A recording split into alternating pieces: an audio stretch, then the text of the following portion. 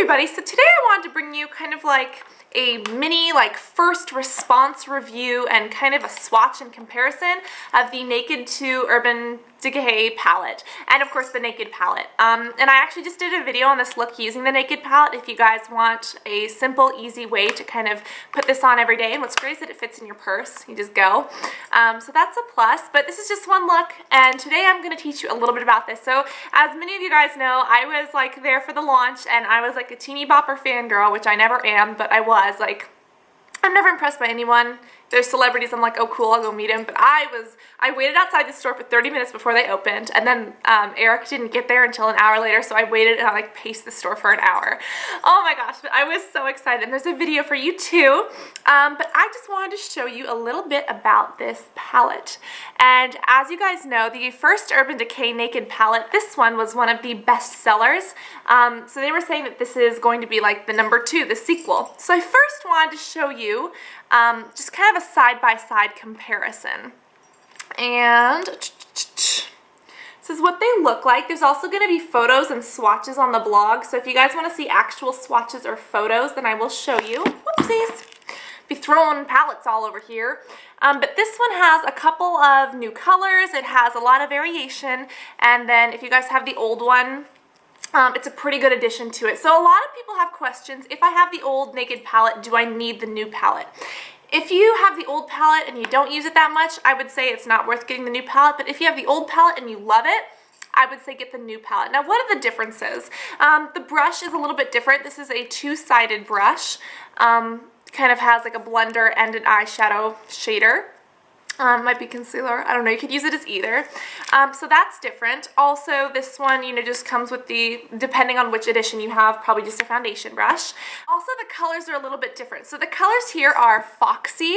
This one is Half Baked. This one is Booty Call, Chopper, Tease, Snakebite, Suspect, Pistol, Vever, YDK, Busted, and Blackout. So these are a little bit different, and they are also for different tones. Now, these palettes, what's great about them is that they can be used for any undertone, no matter what they are. But they did keep into consideration that in case you have one, you may want to get the other one that's a little bit better for your tones. Like if you have a really yellow skin tone, you probably can't do bright golds because it'll kind of wash you out. You want to do something more brown. If you have, really, really pink skin or even green skin, golds would look really good on you. And it's not to say that you can't wear them because they would still look amazing on you, but for those who are really, really self-conscious and just want the most natural look, those are the two differences in the palettes, is not only the shades but kind of the undertones.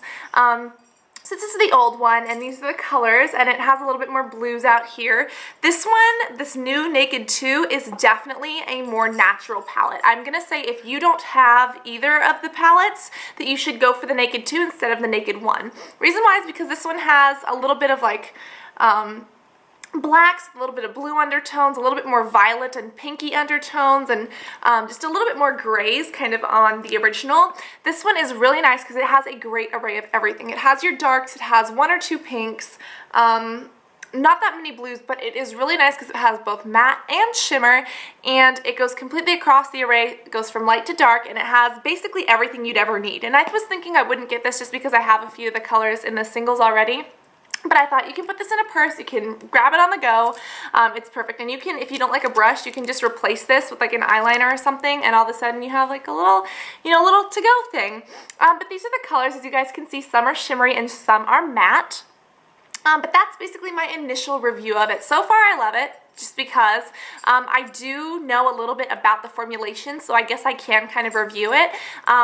The shadows are really long lasting with or without primer. They're better with primer, but without, they're still really good. They blend well. Sometimes you will get fallout with Urban Decay shadows, but you can just clean that up with a little fan brush or even just some concealer, which is what Eric, the makeup artist, got me.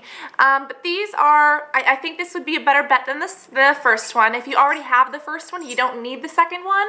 But if you like the first one and if you're using it a lot, I would say go and get the second one right now. So that is kind of what's up. The shadows are really long lasting. I like them.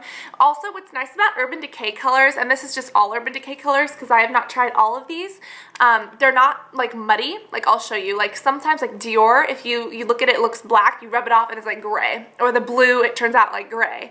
Or you take the yellow and it turns out like white. These are really true to color. So this one is Pistol, and that's what it looks like. This one is, let's see, let's do Chopper.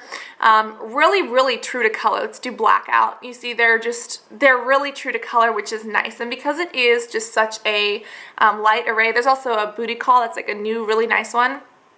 Should I swatch that for you? Yes, I will. But you guys can see that even with just a swipe, they are really, you know, really pigmented. And that's what I've always loved about Urban Decay. They're long lasting, they stay on. Overall, I think it's a really good buy because you get so many for such a small cost and because they are kind of color coordinated. But if you have Urban Decay eyeshadows and you don't like them, then this obviously isn't for you. I know that I have Midnight Cowboy Strikes Again and it's like way too glittered out. I hated it. Thank goodness none of these are like that texture. These are all really, really, just a really fine texture. And you guys can see they blend really, really well. Let's blend that out. You see that? It's like gradiated now, just from going like this. As far as transfer and wearability goes, they stay on pretty long. They will stay on longer if you use a primer, because I got some on here and now I gotta get it off. They will certainly stay on longer if you have a primer, but overall I think that it is a good buy. So if you guys have additional questions, be sure to post them in the bottom and I'll answer them for you. But this is my review of the Naked2 palette and the shadows from what I know that Urban Decay has. It's really nice that it comes with a double-sided brush too instead of just one. But that's what I think about it. There's fun looks that you guys can create, and if you already have it, tell me, do you like it or do you not? I do think it's better than the first one, but that's just my personal opinion, and that's only for color variation. So let me know what you guys think. I hope that you found this review helpful and informative, and I'll talk to y'all soon. Also, there will be swatches on the blog, so if you guys want to see swatches of every color and a very comparison between the first and the second, I'll show you on the blog.